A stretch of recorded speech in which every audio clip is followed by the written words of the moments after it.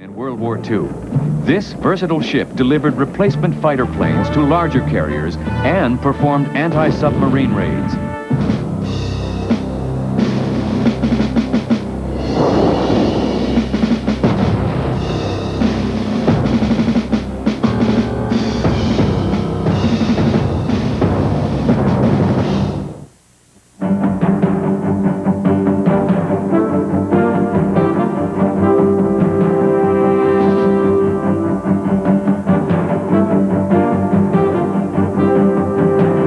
By the end of the war, 24 Essex-class carriers had been produced. These ships came online from December 1942, with 7 being commissioned by the end of the following year.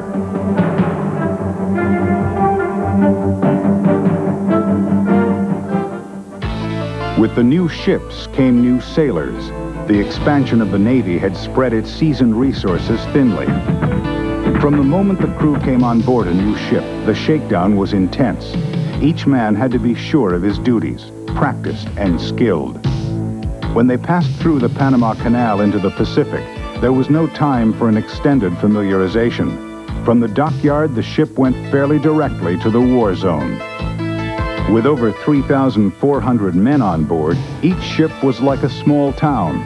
On board were the specialist services of a town: butchers, plumbers, bakers, doctors, carpenters, and so on.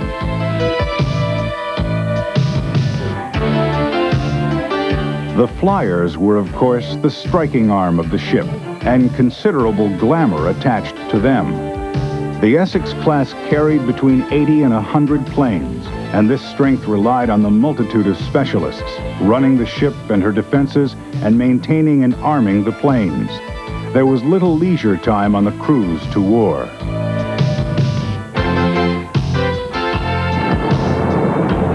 A Navy pilot once remarked that the ship looks like a matchstick in a swimming pool when you're coming into land.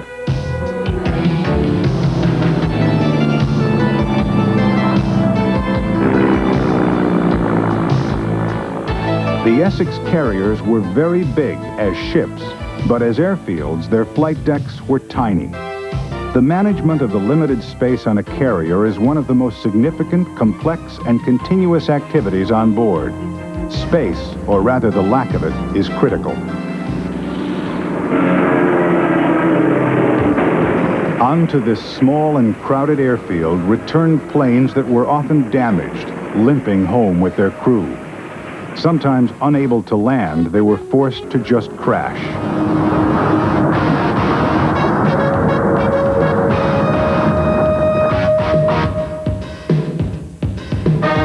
Where land bases were surrounded by wrecks that were picked over for parts by mechanics, there was no room for such luxury on a ship. If a plane was badly damaged, that was it. If available, another would be lifted out of the hold and assembled. But in any case, a wrecked plane was only a waste of space.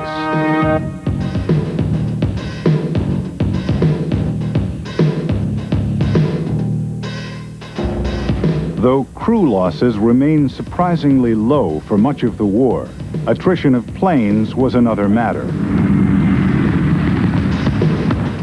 While the U.S. Navy repeatedly extended itself to minimize casualties, the demands for new crew to man new ships and to relieve and replace the men in the front line saw over 30,000 Navy pilots in training by the end of 1942. The Japanese Navy, in contrast, reached its peak of strength with 3,500 experienced flyers in 1941 and was unable to match either the numbers or the quality of the American pilots.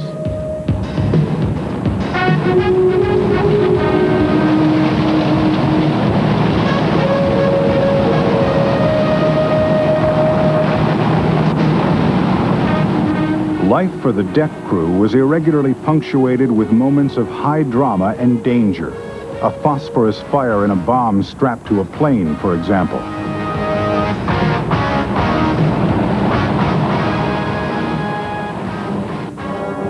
The special cases produced by combat were added to the normal number of accidents.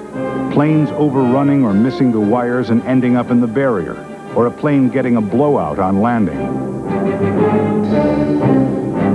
All all the crew could do was ensure that the plane was in the best possible condition when the pilot got into it, that the guns would work, that the bombs were safely stowed, that the engine would run sweetly, that the plane was clean to extract the last edge of speed that might make a critical difference. And if he could get it back to the ship in any condition, then the crew would do anything possible to ensure he got out safely.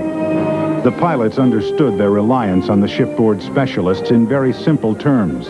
Every time he took off, the pilot put his life in their hands. The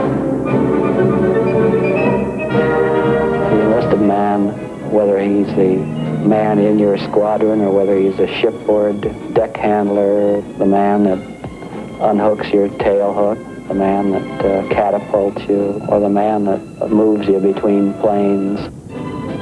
I trusted the man that put that aircraft under me, and I think that's a supreme compliment you can pay somebody.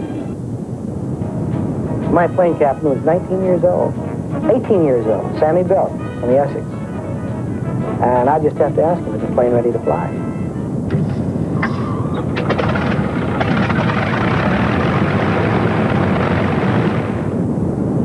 Wartime experience was underlining the importance of the aircraft carrier, but was also demonstrating that the powerful attack carrier was either wasted or inappropriate in many situations where some sort of carrier was needed. Different demands were being made for a great number of carriers, but clearly it would not be necessary or affordable to build a huge fleet of Essex-class ships.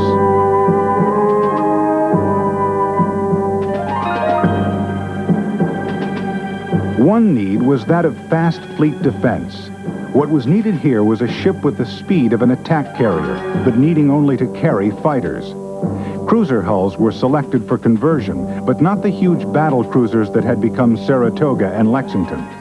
Flimsy speedsters, Cleveland-class light cruiser hulls, were transformed into what became the Independence-class carriers. With an aerial complement of 45 planes and a speed of 31 knots, they provided a strong protective umbrella for the battle fleet and the big carriers, who were able to send off their own fighters to cover the attack planes. Compared to the 27,000-ton Essex ships, the Independence displaced only 11,000 tons. They did serve well in their niche. All 9 were commissioned in 1943, and they served for many years. They did not need to be able to do 30 knots or deploy 100 planes. But equally as obvious, there were a lot of convoys. For one long period, we were losing over 500,000 tons of ships per month. Altogether, we lost several thousand ships. The shore-based airplanes we had early in the war were not long enough range to reach all the way across the Atlantic. And so there was a so-called mid-ocean gap. Our CVEs came along and closed that gap up. When they did, the CVEs really made a shambles of the subfleet. In the course of the war, the U.S. Navy commissioned over 80 escort carriers. More were built for the British and other navies. Despite being known as baby flat tops or jeep carriers, these ships made an immense contribution wherever they were deployed. The first were converted merchantmen, but soon hulls were being built as escort carriers, still basically to freighter designs, but urgently needed to carry planes. There were 7 different classes of U.S. escort carriers, but all tended to be around 8,000 tons, restricted to under 20 knots in speed, and deploying around 30 aircraft.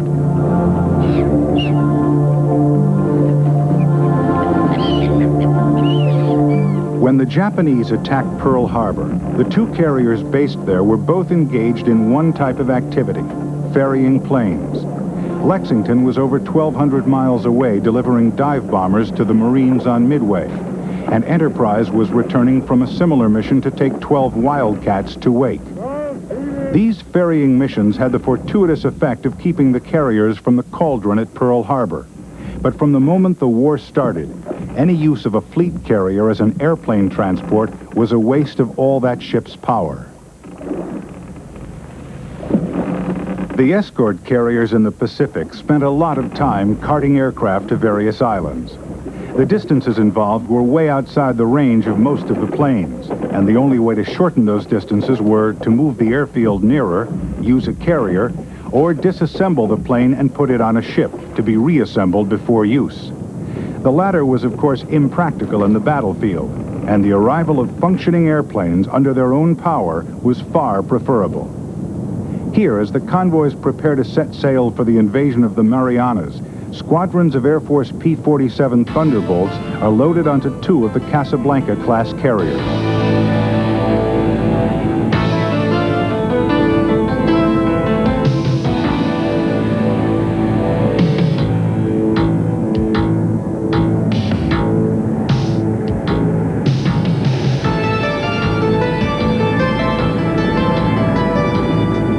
The invasion of Saipan would see some of the bloodiest fighting of the war, dragging on over 3 weeks to secure an island of only 72 square miles. The air cover and air support for the troops would have to be initially provided by the fleet carriers, but to tie them to a beachhead not only robbed them of their lethal maneuverability in attack, but also made them relatively static targets. It was essential that planes be deployed from the island air bases as soon as possible after the invasion, which is where the P-47s on the two escort carriers came in. They were to be flown to Saipan as soon as the airfield there could be captured and readied for use, and by doing so, release the fleet carriers to go about more appropriate duties. In later invasions, groups of escort carriers would provide the air cover for the beachhead themselves.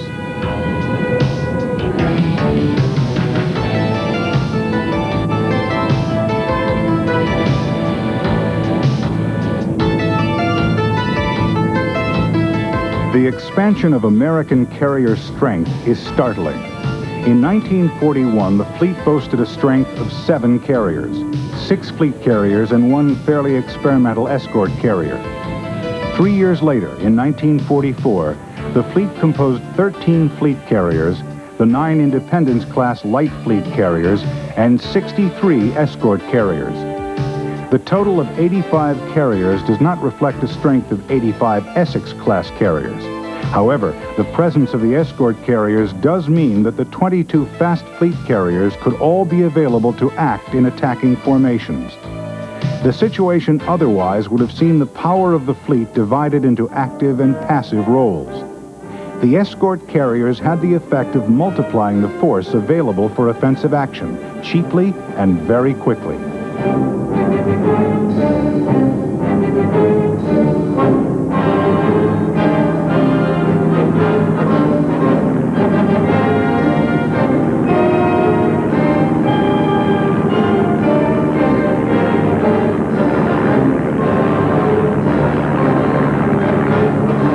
The escort carriers were basically unarmored, built upon standard hulls. They were also slow. When the kamikazes entered the conflict, they were often attracted by these slow-moving, less defended, and flimsily constructed ships. The little carriers suffered badly when hit. No Essex-class ship was to be sunk during the war, though some received terrible damage. For their tiny relatives, things went far harder.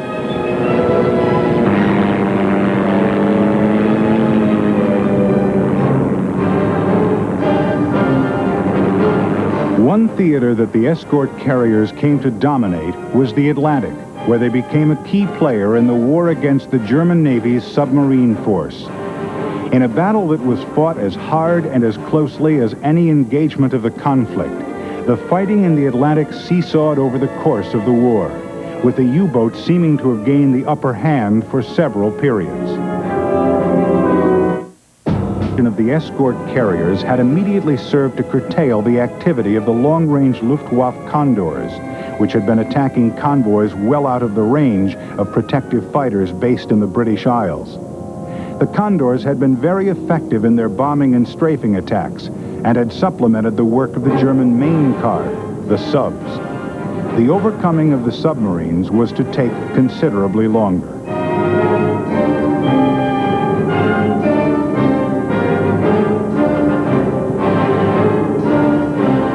As the escort carriers first came onto the scene, they operated as their name implies, escorting convoys. physically trudging across the ocean in company with the group of freighters and keeping an umbrella of air power open.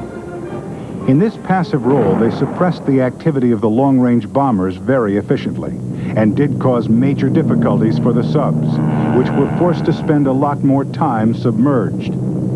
At that time, the major offensive against the submarines was being taken up by hunter-killer groups of destroyers and frigates.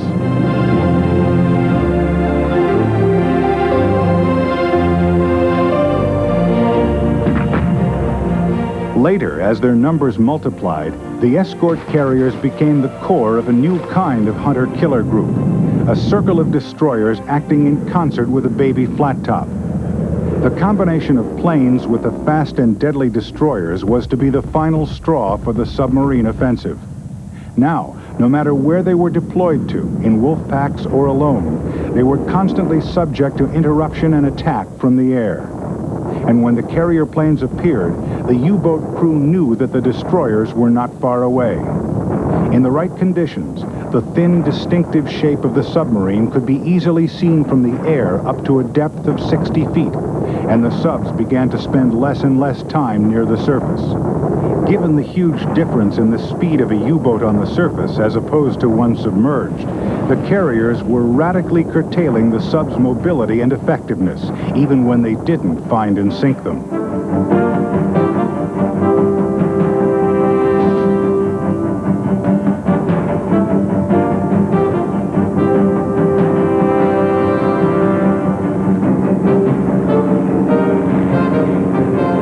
The Casablanca-class carrier Guadalcanal was at the center of a hunter-killer group that pulled off one of the more dramatic escapades of the war during a patrol in the Atlantic in May 1944. The group made contact with a submarine, and with the aircraft keeping it under visual surveillance, the destroyers proceeded to give it a hammering with depth charges. When the submarine surfaced, the American ships had opened fire only with their lighter guns, but the German crew had no intention of fighting. They opened the scuttles to sink their boat and took to the sea.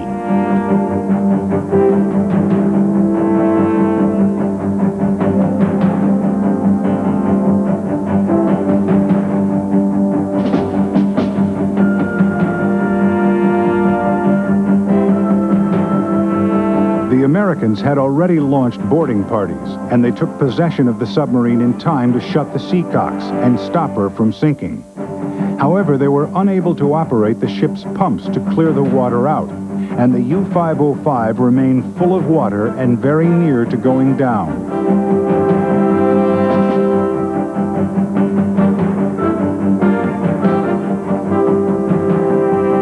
U-505 wallowed uncomfortably in the Atlantic swell as more men from the carrier boarded her. Having captured a submarine, the last thing they wanted was to have it sink on them, but it was to prove a difficult matter to bring the reluctant sub under control.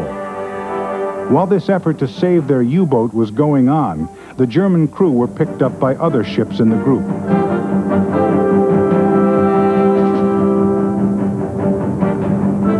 In the critical months of the Battle of the Atlantic, the few available escort carriers had been tied to the convoys. But as their numbers had allowed their release to active anti-sub patrol rather than convoy defense, their success was striking. In the 12 months from May 1943, their planes sank 43 submarines. A very valuable contribution in itself, but more importantly, with their ferocious supplement to the long-range liberators, the Battle of the Atlantic had been won.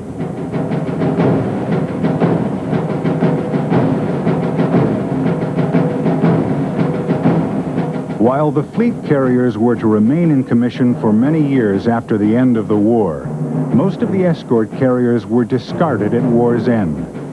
Some of the most basic carriers had simply been deck merchantmen, deploying only 4 planes, still traveling with holds full of cargo. These could easily be returned to more conventional configuration and resume their merchant activity. Many of the purpose-built carriers required more refitting than they were worth in the post-war glut of shipping. Most disappeared almost as fast as they had arrived.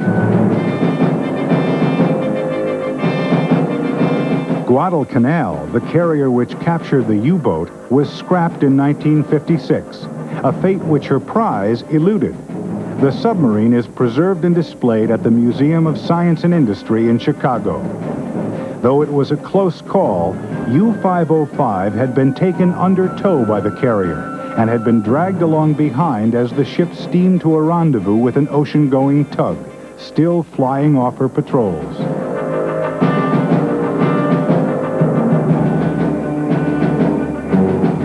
Guadalcanal's coup in capturing U-505 and taking it under control as a war prize is a footnote in history, almost a sideshow. Much of the work of the little carriers was like that. Beside the well-known feats of the task groups which fought epic battles over hundreds of miles of ocean, the escort carriers were nearly invisible. Despite the lack of glamour, however, their contribution was enormous. The work they did was essential, and the work they did was very well done.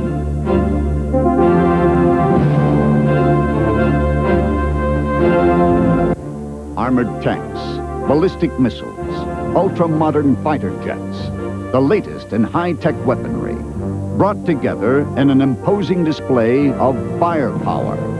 Next, on the Discovery Channel.